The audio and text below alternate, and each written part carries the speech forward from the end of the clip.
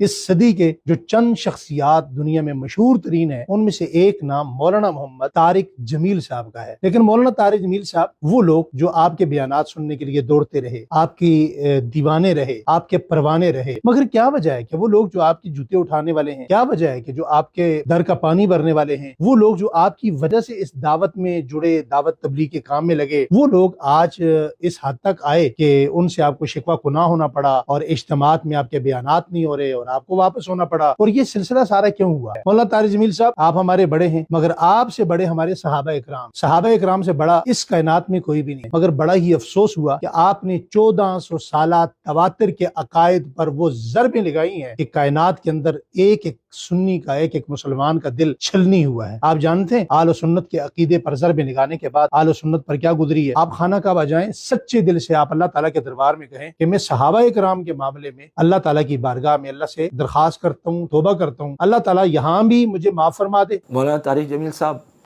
یہ زمینی سلسلے نہیں ہیں، یہ زمینی فیصلے نہیں ہیں، یہ جو فاصلے ہیں یہ کہیں اور کے فیصلے ہیں۔ پھرتے ہیں میر خوار، کوئی پوچھتا ہی نہیں، اس عاشقی میں عزت سادات بھی گئی۔ تبلیغی جماعت کا ایک نظم ہے، وہاں آپ میڈیا اور سوشل میڈیا کیسا استعمال نہیں کر سکتے، وہاں آپ نظم اور مشورے کے بغیر ہر جگہ جا کر بیانات نہیں کر سکتے، لیکن آپ کو اپنے اس جرم عظیم پر توبہ کرنی ہوگی۔ صحابہ کے معاملے میں آپ بہت ہلکے ہوئے اور صحابہ دشمنوں کے معاملے میں آپ نے وہ محبتیں برسائیں کہ الامان الحفیظ۔ جب اعمال طے ہو گئے، انہوں نے زبردستی پھر مولوی خورشید صاحب کے ہاتھ سے مائک چھین لیا اور باتیں شروع کر دی۔ ان میں یہ تھا کہ مجھ سے اللہ نے بڑے عزموں میں کام لیا اور اب مجھے لوگ چاہتے ہیں، میرا باہر سوشل میڈیا پہ چل رہا ہے کہ مولانا کا بیان ہوگا ظہر کے بعد، تو کہتے اب میرا بیان ہوگا، کل ظہر کے بعد میرا بیان ہوگا، ہر حال میں ہوگا۔ مولانا طارق جمیل صاحب دامت برکاتہم العالیہ نے نہ زبردستی بیان کرنے کی کوشش کی اور نہ کبھی ایسا ہوا ہے، ورنہ آپ دیکھیے منصیرہ اجتماع سے بہت بڑی تعداد جب اس کو پتہ چلا کہ مولانا طارق جمیل صاحب نہیں بیان کر رہے، وہ چلی گئی گھروں کو۔ تو اس سے پہلے جو آپ کے خلاف پلاننگیں ہوتی تھی اور آپ کو اجتماع میں بیان نہیں دیا جاتا تھا، حاسدین کے ٹولے قابض تھے، تو مجھے بتائیں وہ کیا تھا؟ یہ صرف اور صرف جو ہے پراپگنڈا ہے۔ مولانا طارق جمیل صاحب دامت برکاتہم العالیہ، صبر ہے ان کا، بہت صبر ہے۔ مولانا کی صرف گفتگو نہیں، مولانا کے بیانات کی تحریر، یعنی بیان مولانا نے فرمایا، کسی نے اس کو تحریری شکل میں منتقل کیا اور کسی نے اس تحریر کو پڑھا، وہ بھی مولانا پہ فدا ہوا۔ تو ایسے سینکڑوں، ہزاروں، لاکھوں انسانوں کی زندگیوں کو مولانا کے ذریعے سے اللہ تعالیٰ نے بدلا ہے اور اللہ نے بڑا کام لیا مولانا سے دعوت کے میدان میں۔ مولانا جب تک تبلیغی نہج پر رہے ہیں، مولانا کی ذات سے استفادہ لوگ کرتے رہے، استفادہ ہوتا رہا۔ مانسیرہ کے علاقے بفا میں منعقدہ تبلیغی اجتماع میں مولانا طارق جمیل کا بیان نہ ہو سکا، جس کے بعد مولانا طارق جمیل کی کچھ آڈیوز منظر عام پر آئیں اور پھر دیکھتے ہی دیکھتے یہ موضوع جنگل کی آگ کی طرح پھیل گیا۔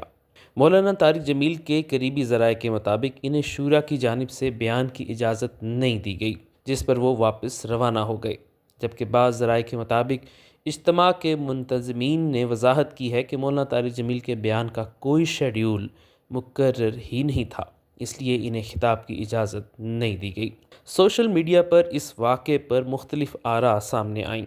بعض اہل علم نے مولانا طارق جمیل کے ساتھ پیش آنے والے واقعے پر افسوس کا اظہار کیا اور اسے ناپسندیدہ عمل قرار دیا، جبکہ دوسری جانب کے افراد نے شورا کے فیصلے کو درست قرار دیا اور کہا کہ اجتماع کے نظم و ضبط کو برقرار رکھنا ضروری ہے۔ جبکہ مولانا طارق جمیل کے بیٹے مولانا یوسف جمیل نے ایک ویڈیو پیغام میں کہا کہ تبلیغ والوں نے تبلیغ والے کو تبلیغ سے روک دیا، جسے بہت سے اہل علم نے نامناسب قرار دیا اور کہا کہ جب بات بڑوں کے درمیان ہو تو چھوٹوں کو اس معاملے میں اس طرح سے دخل انداز نہیں ہونا چاہیے۔ دوسری جانب کچھ دینی حلقوں نے شورا کے فیصلے کو درست قرار دیا۔ ان کا خیال ہے کہ تبلیغی جماعت کے روایتی انداز کے تحت کسی مقرر کا انتخاب شورا کی اجازت کے بغیر نہیں کیا جاتا۔ بیانات کے نظم کے متعلق اصول یہ ہے کہ ہر اجتماع میں کی جانے والی تقریریں پہلے سے مشاورت سے منظور ہوتی ہیں تاکہ پیش کی ترتیب برقرار رہے۔ اگر واقعی کوئی اختلاف تھا تو اسے پس پردہ حل کرنا چاہیے تھا، نہ کہ اسے عوامی طور پر موضوع بحث بنانا مناسب عمل تھا۔ اس حوالے سے مختلف علماء نے اپنی آراء پیش کیں۔ میں یہاں کچھ باتیں براہ راست مولانا طارق جمیل صاحب سے کرنا چاہتا ہوں، کیونکہ انہوں نے بھی جو کلپ چونکہ اب میڈیا پر آ چکا ہے تو میڈیا پر شاید بہت سارے لوگ اس کی وجوہات کو نہ جان سکیں۔ مولانا طارق جمیل صاحب آپ دنیا کے وہ معروف ترین عالم دین ہیں کہ علماء تو بڑے بڑے ہیں، لیکن جتنی محبوبیت، قابلیت، مقبولیت اللہ تعالیٰ نے آپ کو عطا فرمائی بہت کم لوگوں کو یہ نصیب ہوئی ہے۔ اس صدی کے جو چند شخصیات دنیا میں مشہور ترین ہیں ان میں سے ایک نام مولانا محمد طارق جمیل صاحب کا ہے۔ لیکن مولانا طارق جمیل صاحب وہ لوگ جو آپ کے بیانات سننے کے لیے دوڑتے رہے، آپ کی دیوانے رہے، آپ کے پروانے رہے، آپ کے بیانات پر روتے رہے، آپ کے بیانات خریدنے کے لیے مجھ جیسے طالب علم اپنی جیب خرچی سنبھالتے رہے۔ میں خود آپ کے بیانات کا اتنا دیوانہ رہا ہوں کسی زمانے میں کہ بند کمرے میں کیسٹ لگی ہوتی، آپ کا بیان چل رہا ہوتا اور ہمارے آنسو گر رہے ہوتے۔ مگر کیا وجہ ہے کہ وہ لوگ جو آپ کی جوتے اٹھانے والے ہیں، کیا وجہ ہے کہ جو آپ کے در کا پانی بھرنے والے ہیں، وہ لوگ جو آپ کی وجہ سے اس دعوت میں جڑے، دعوت تبلیغ کے کام میں لگے، وہ لوگ آج اس حد تک آئے کہ ان سے آپ کو شکوہ گناہ ہونا پڑا اور اجتماعات میں آپ کے بیانات نہیں ہو رہے اور آپ کو واپس ہونا پڑا۔ اور یہ سلسلہ سارا کیوں ہوا؟ مولانا طارق جمیل صاحب، ہم اپنے بڑوں سے انتہائی ادب کے ساتھ اختلاف رائے رکھنے کے قائل ہیں اور یہ سلسلہ پہلے بھی چلتا ہے، آئندہ بھی چلتا رہے گا۔ میں یہ سمجھتا ہوں کہ یہ کوئی زمینی معاملہ نہیں ہے، یہ آسمانی معاملہ ہے، یہ تکوینی معاملہ ہے، یہ اللہ تعالیٰ کی طرف سے ہے۔ مولانا طارق جمیل صاحب، آپ ہمارے بڑے ہیں، مگر آپ سے بڑے ہمارے صحابہ اکرام سے بڑا اس کائنات میں کوئی بھی نہیں۔ نبی کریم علیہ الصلوۃ والسلام کی یہ مقدس جماعت ہے، یہ وہ جماعت ہے کہ جس کی وجہ سے، جس کے نالین کی وجہ سے پوری کائنات کو اللہ تعالیٰ نے عزتیں نصیب فرمائی ہیں۔ یقیناً آپ نے اپنے بیانات میں ان کی بہت ساری تعریف بھی کی اور ان کی تعریف ہم سن کر آپ کے دیوانے بنے، مگر بڑا ہی افسوس ہوا کہ آپ نے 1400 سالہ تواتر کے عقائد پر وہ ضربیں لگائی ہیں کہ کائنات کے اندر ایک ایک سنی کا، ایک ایک مسلمان کا دل چھلنی ہوا ہے۔ آپ جانتے ہیں اہل سنت کے عقیدے پر ضربیں لگانے کے بعد اہل سنت پر کیا گزری ہے، اور لوگ کہتے ہیں کہ ہم اولیاء کی کرامات کے قائل ہیں۔ اگر اولیاء کی کرامات آج ہیں تو سب سے بڑے ولی اس کائنات میں میرے نبی کے صحابہ اکرام ہیں، اور صحابہ اکرام کی یہ کرامت آج 1400 سال بعد بھی موجود ہے۔ جس طرح آپ احد میں جائیں، یمامہ میں جائیں، خندق میں جائیں، تبوک میں جائیں، بدر میں جائیں، جہاں ان کے قبرستانوں میں جہاں ان کی تربت پاک پہ خوشبو باقی ہے، اسی طرح ان کی یہ کرامت بھی باقی ہے کہ دنیا کے اندر کوئی شخص کتنا ہی بڑا کیوں نہ ہو، جب بھی وہ جماعت رسول کے متعلق ڈنڈی مارے گا تو اللہ تعالیٰ موت سے پہلے اسے نغد سزا دیں گے۔ آپ نے کیسے کیسے الفاظ استعمال کیے، آپ نے ان کے دشمن کے ممبر پر بیٹھ کر کہا کہ اصل دین کا کام تو یہ کر رہے ہیں، تم کیا کر رہے ہو۔ آپ نے یہ بھی کہا کہ جناب کسی صحابی کو گالی دینے سے کب کوئی اسلام سے نکلتا ہے۔ اور پھر آپ کو ہمارے استاد محترم حضرت مولانا علامہ علی شیر حیدری رحمۃ اللہ علیہ، انہوں نے بلایا، آپ سے بات چیت ہوئی، آپ نے بیٹھ کے رجوع کیا، رجوع کے بعد آپ نے دوبارہ غلطی کی۔ مولانا طارق جمیل صاحب، اللہ تعالیٰ نے معافی کا دروازہ، جو توبہ آپ کرواتے ہیں نا لوگوں سے، اور آپ کے کہنے بھی لوگ تھاڑے مار مار کے روئے، توبہ کی، استغفار کیا۔ مجھے وہ مناظر یاد ہیں رائے اجتماع کے، اب بھی شاید میری آنکھیں اس منظر کو دیکھ کر نم ہونے لگی ہیں کہ آپ کہتے تھے پھر کہو استغفر اللہ، تو دنیا جب استغفر اللہ کہتی تو یوں لگتا کہ شاید اللہ کی رحمت آسمان سے برس جائے گی۔ لیکن مولانا طارق جمیل صاحب، آج شاید اسی استغفار اور توبہ کی ضرورت آپ کو ہے۔ آپ خانہ کعبہ جائیں، لوگوں سے شکوہ نہ کریں، یہ چھوٹے چھوٹے لوگ ہیں جن کے آپ نے نام لیے، یہ کوئی بڑے لوگ نہیں، یہ آپ کے نزدیک، ہمارے نزدیک تو بہت بڑے ہیں، وہ ہمارے لیے بہت بڑے لوگ ہیں۔ تبلیغ میں کوئی بندہ سروزہ بھی لگائے، وہ بھی ہماری آنکھوں کا نور ہے، ہمارے سر کا تاج ہے۔ وہ سارے لوگ جن کا آپ نے نام لیا وہ بڑے لوگ ہیں۔ آپ خانہ کعبہ جائیں، سچے دل سے آپ اللہ تعالیٰ کے دربار میں کہیں کہ میں صحابہ اکرام کے معاملے میں اللہ تعالیٰ کی بارگاہ میں اللہ سے درخواست کرتا ہوں، توبہ کرتا ہوں، اللہ تعالیٰ یہاں بھی مجھے معاف فرما دے، اور صحابہ کے دربار میں جب کھڑے ہوں تو وہاں بھی اللہ آپ کو معاف فرما دے۔ مفتی شفیع صاحب رحمۃ اللہ علیہ کے الفاظ ہیں، معارف القرآن میں انہوں نے لکھے بھی ہیں اور کہے بھی ہیں، فرمایا کہ شاید اللہ تعالیٰ معاف فرما دے، اور اگر اللہ نے معاف فرما دیا تو یقین کیجئے یہ ساری دنیا آپ کے قدموں کی دھول ہے۔ آپ صحابہ اکرام کے معاملے میں مخلص ہو جائیں، دنیا آپ کے لیے مخلص ہو جائے گی۔ اور کچھ سینیریو یہاں باتیں ہو رہی ہیں، میں ایک بڑے واضح طور پر کہنا چاہتا ہوں، انڈیا کے اندر، بھارت کے اندر مولانا سعد صاحب نے جو ماحول بنایا ہے، ہم پاکستان میں کسی صورت بھی یہ ماحول یہاں نہیں بننے دیں گے۔ یہاں کسی قسم کے مولانا سعد کو برداشت نہیں کیا جائے گا۔ یہاں مولانا الیاس صاحب رحمۃ اللہ علیہ والی جو پرانی جماعت ہے، حاجی عبد الوہاب صاحب جس ٹیم کا حصہ تھے، آگے جو جماعت مولانا نذر الرحمان صاحب کی قیادت میں چل رہی ہے، یہاں وہی چلے گی، کوئی دوسرا مرکز نہیں ہوگا، کوئی دوسرا ایسا سسٹم نہیں ہوگا تبلیغ کا، دعوت کا، اسی पुराने सिस्टम पर चलते रहेंगे, चलाते रहेंगे। और आप अल्लाह ताला की बारगाह में सच्चे दिल से तौबा इस्तगफार करें, इंशाअल्लाह ये सारी दुनिया आपके कदमों की धूल है। जुनैद जमशेद जैसा बंदा आपके कदमों पे निछावर होने के लिए तैयार था, क्या वजह है कि आज आपसे अपने दूर हो गए? ये एक वो सवाल है जो शायद आपको कोई ना बताए, लेकिन मैं आपका एक मुखलिस हूँ, आपको ये मैं इसलिए बता रहा हूँ कि आप ये सवाल जो लोगों से कर रहे हैं, ये तुमने क्यों किया, ये तुमने क्यों किया, ये तुमने किया, तो आप अपने से सवाल कर ले थोड़ी देर के लिए कि तारिक जमील तुमने क्या किया कि लोग तुमसे दूर हो गए। आप अपने से सवाल करेंगे तो उन तमाम सवालों के जवाब जो आप लोगों से जानना चाहते हैं वो आपको खुद बहुत मिल जाएंगे। देखिए आज क्या हो रहा है, आज क्या हो रहा है मौलाना तारिक जमील साहब, ये ज़मीनी सिलसिले नहीं हैं, ये ज़मीनी फ़ैसले नहीं हैं, ये जो फासले हैं ये कहीं और के फ़ैसले हैं। फिरते हैं मीर ख्वार, कोई पूछता ही नहीं, इस आशिकी में इज़्ज़त सादात भी गई। तबलीगी जमात का एक नज़म है, वहाँ आप मीडिया और सोशल मीडिया का ऐसा इस्तेमाल नहीं कर सकते। वहाँ आप नज़म और मशवरे के बगैर हर जगह जाकर बयानात नहीं कर सकते। वहाँ पूरी तरतीब से जुड़ना होता है। जब तक आप जुड़ते रहे वहाँ पर फिर भी आपका लिहाज था, अगरचे उस वक्त भी आप आदाब की खिलाफ वर्जी कर रहे थे, लेकिन हम कौन होते हैं इतने बड़े नज़म पर बात करने वाले। लेकिन चूंकि आम लोग सुनेंगे, सारे साथी सुनेंगे, उनकी समझ में भी बात आए। दावत व तबलीग को आपसे तकलीफ नहीं है, उनका अपना एक नज़म है, वहाँ मशवरा है, वहाँ आदाब है, वहाँ नज़म है। आपकी हिमायत में कौन बोल रहा है? आपका बेटा छप्पड़ दा गवाह डड्डू। आग न लग जाती पूरे मुल्क में अगर आप उतने ही हर दिल अजीज होते जितना कि अल्लाह पाक ने आपको किया था। और अब आप नहीं हैं और आपसे ये बर्दाश्त नहीं हो रहा और उस तरफ आप वापस जाना नहीं चाहते जहाँ जाके आपको समझ आए कि मुझसे हुआ क्या है। हज़रत मुफ्ती अबू मोहम्मद साहब ने बहुत साहिब मशवरा दिया है, बहुत दुरुस्त राय दी है। अल्लाह करे वो आप तक पहुँचे और आप उस पर अमल करें और सदक़े दिल से अल्लाह पाक से आप तौबा करें। जो अल्लाह ताला ने आपको फसाहत, बलागत, शीरीनी, हर दिल अजीज़ी, दिल पजीरी अता फरमाई है, आप दिनों में वापस पलट आएँ और फिर आप सहाबा के तराने गाएं और फिर आप बातिल को ललकारें। दावत तबलीग तो रही अपनी जगह, वो चलता रहेगा। एक तारिक जमील अहले बातिल के खिलाफ मैदान अमल में उतरे, उफ अग्गा लग जाएंगी बातिल दे मुल्कां विच ते मैदानां विच। वहाँ ना सही दावत व तबलीग के पूरे नज़म में आप वापस आ जाएं। उनको किसी फ़र्द वाहिद से कोई दुश्मनी नहीं है, वो तो दुनिया के हर फ़र्द को बाहें खोल कर कबूल करते हैं। आप वापस आ जाएंगे इंशाअल्लाह, पहले वाली हर दिल आसीसी आपको मिलेगी और वो अल्लाह देंगे। मैं ये अर्ज़ कर रहा हूँ ये ज़मीनी सिलसिले नहीं हैं। और जहाँ से आप मैसेज कर कर के कह के जी मौली खर्शीद, मौली ज़ियाउल हक़, ते फलाना, ते ख्वाजा साहब, ते डॉक्टर साहब, ये वो जगह नहीं है जहाँ से वो मर्तबा और मकाम वापस मिलने वाला है। बीमार हुए थे जिनके सबब मीर, उसी अत्तार के लौंडे से दवा लेते हैं। इस मर्ज की दवा यहाँ नहीं है। आप ये मैसेजेस, ये शिकवा, ये दुनिया में मशहूर करना और ये वाली धमकियाँ देकर जितना इसका इलाज करना चाहेंगे, ये मर्ज लादवा है, इसका इलाज नहीं होगा। बढ़ता गया, उल्टी हो गई सब तदबीरें, कुछ न दवा ने काम किया। इस बीमारी दिल ने आखिर दिल का काम तमाम किया। और जहाँ से आप दवा ले रहे हैं वहाँ से दवा होगी नहीं, वहाँ से फ़र्क पड़ेगा नहीं।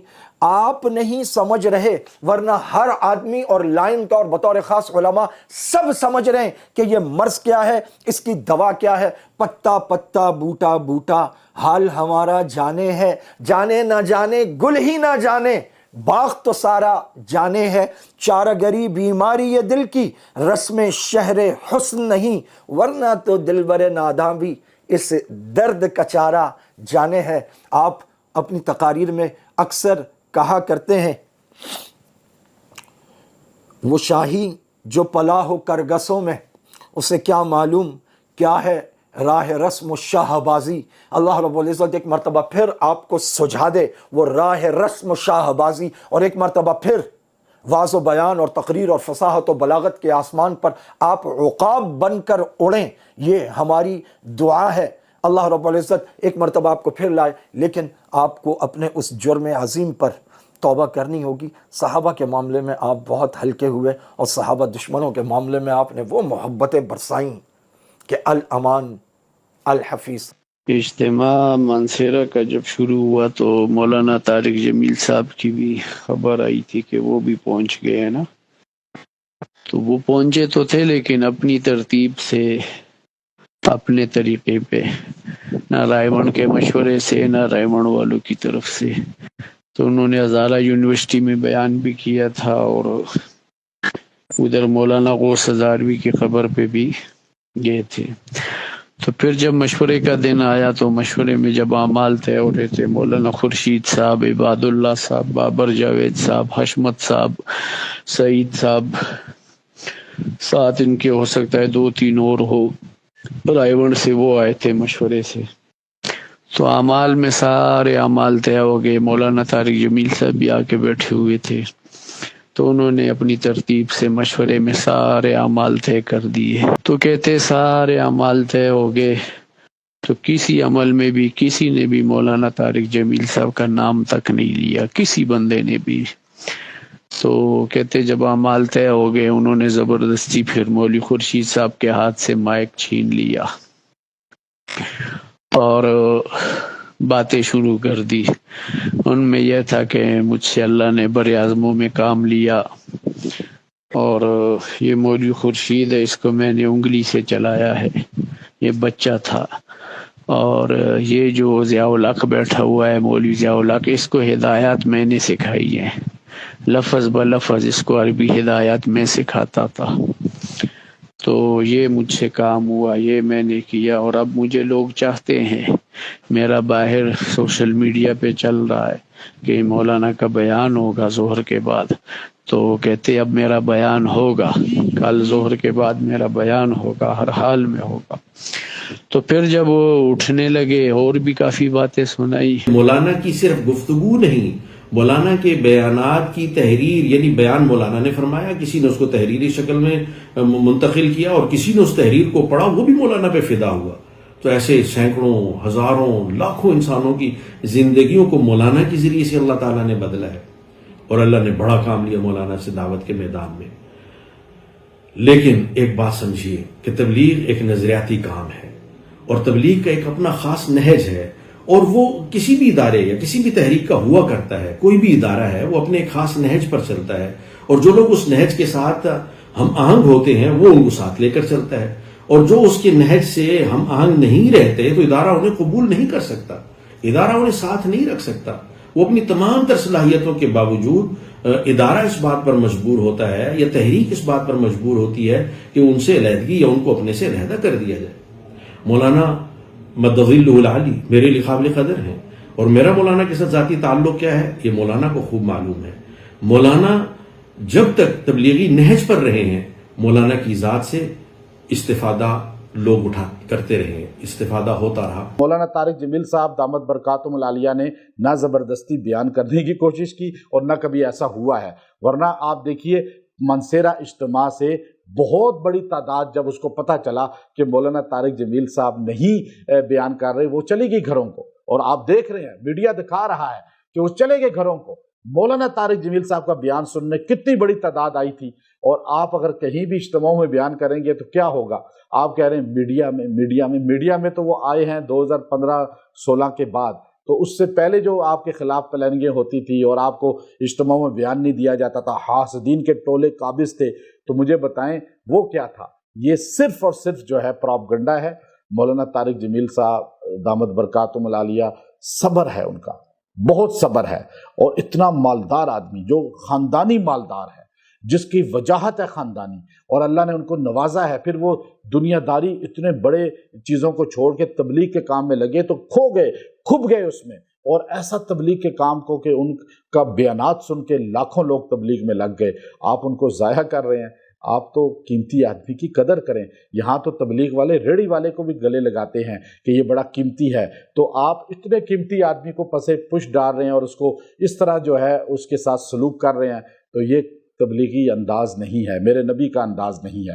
اور ایسے انداز سے ہم بری ہیں، ایسے انداز والوں سے بھی ہم بری ہیں. اس حوالے سے جامعہ امدادیہ فیصل آباد کے مولانا محمد زاہد نے کہا کہ مولانا طارق جمیل کے ساتھ مانسیرہ میں کیا ہوا، اس کے بعد مولانا نے کیا کہا اور ان کی حمایت اور مخالفت میں کہا گیا ان میں سے کسی چیز پر کوئی تبصرہ نہیں کروں گا۔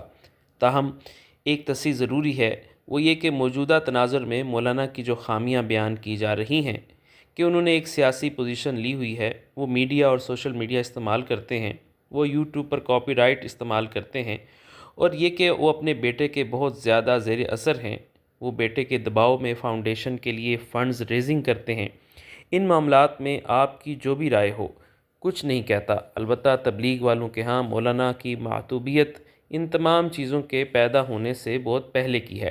کم از کم 21ویں صدی کے اوائل سے، یعنی ربع صدی سے تو میں جانتا ہوں کہ وہ کئی تبلیغی حضرات کے ہاں کھٹکتے رہے ہیں، اور کم از کم یہ حقیقت ناقابل انکار ہے کہ مولانا نے بہت برداشت کا ثبوت دیا، انہوں نے نظم کی اطاعت کی، اور اس کھٹک میں آپ جسے بھی حق بجانب سمجھیں، لیکن معاملہ مذکورہ بالا وجوہات پیدا ہونے سے بہت پرانا ہے، لہٰذا اس فلسفے کو درمیان میں نہ لایا جائے تو بہتر ہے۔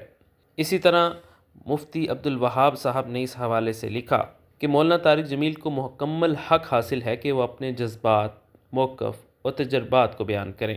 وہ برسوں سے دعوت و تبلیغ کے میدان میں محنت کر رہے ہیں، لاکھوں دلوں کو جھنجھوڑا ہے، بے شمار افراد کی زندگیوں کو بدلنے کا ذریعہ بنے ہیں۔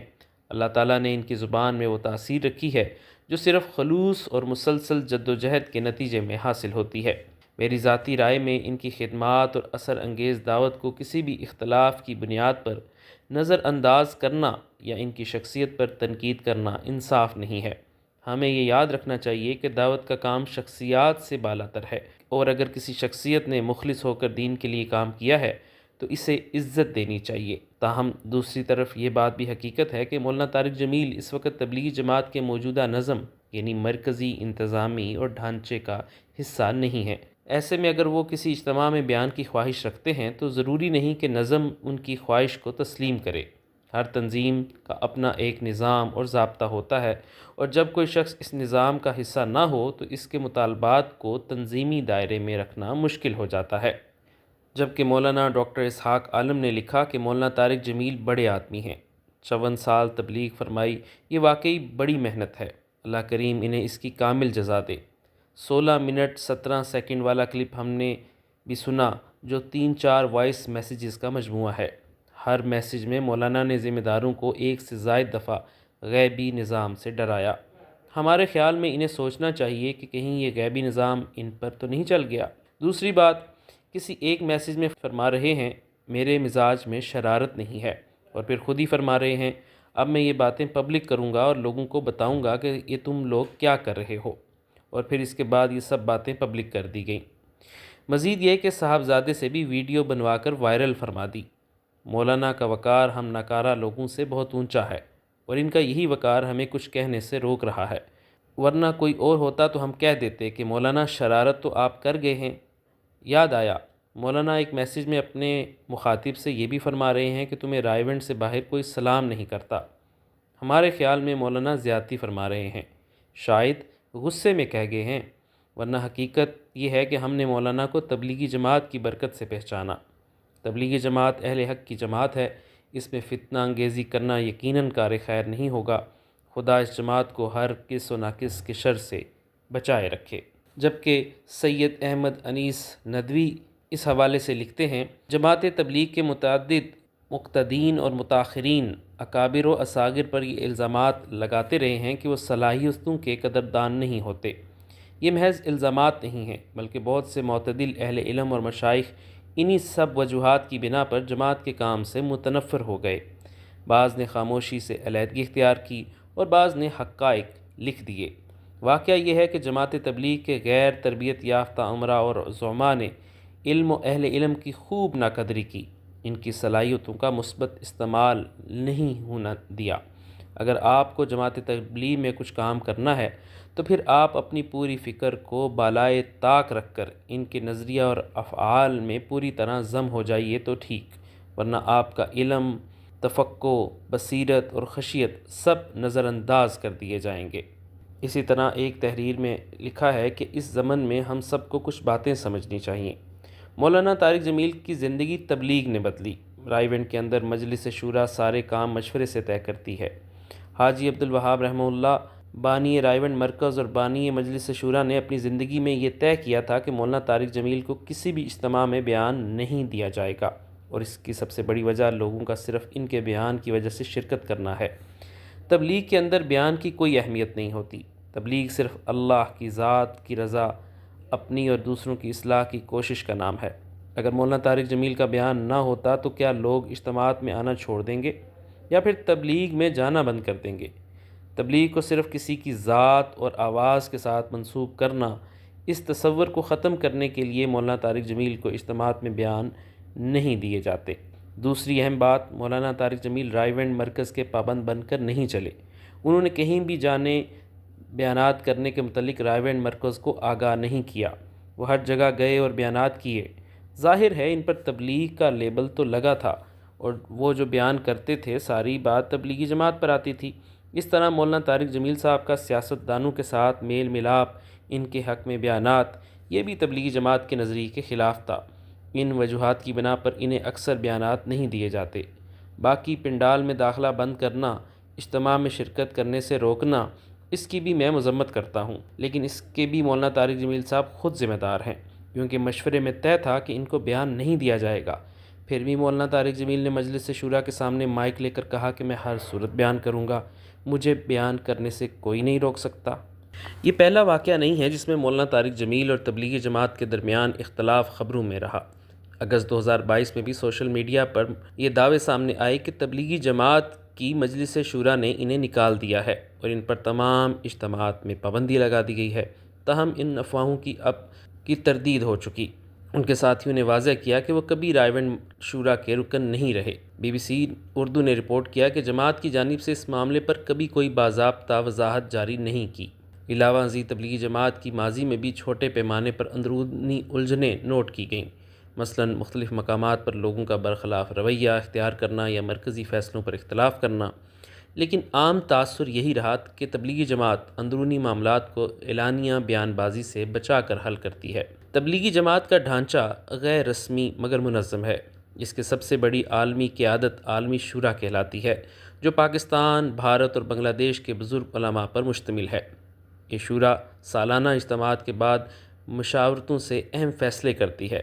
جماعت کی پالیسی ہے کہ یہ سیاست اور متنازع امور سے دور رہے، لہٰذا اجلاسوں کی اجتماعات میں مقررین اور مضامین کی ترتیب شورا یا علاقائی رہنماؤں کی اجازت سے طے ہوتی ہے۔ اگر کوئی مقرر اپنے اہداف سے ہٹ کر کچھ کرے تو اسے ذمہ داران درست رہنمائی دے سکتے ہیں۔ مجموعی طور پر تبلیغی جماعت کے قواعد کے مطابق اگر مولانا طارق جمیل نے حقیقتاً کوئی ایسا بیان دیا ہوتا جو اصولوں سے متصادم ہوتا تو اسے اندرونی فارمولے سے حل کیا جانا چاہیے تھا، نہ کہ عوامی سطح پر معاملہ بیان کرنا۔